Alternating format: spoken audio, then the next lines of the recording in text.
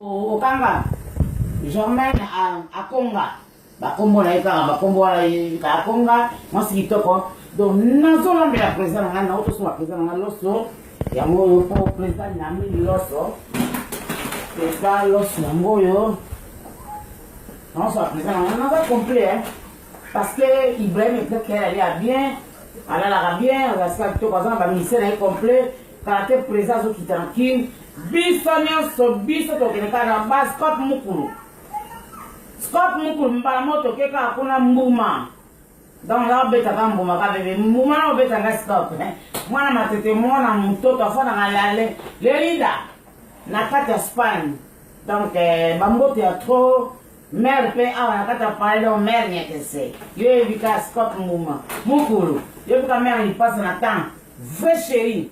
afandaka lokwa nyekese boy donc nga na olamba président na fa olia pour la France la président Ibrahim Ekekele na loso biso tozana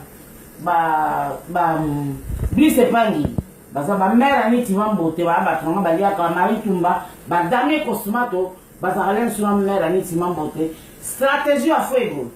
donc stratégie à fego bazaka yé na gile panize zo ba wana mobala batia mama sana donc nga na minute olamba so lamba obosa na poireauté pour pouvoir nous de ça que nous pouvons bien na sa fierté parce que papa lui na fierté tu na fierté pour président Ibrahim Ekekele quand même abungizonge ba ça na yo boya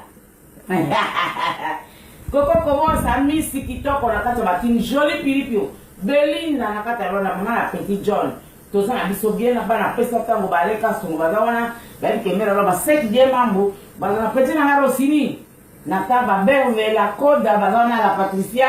ba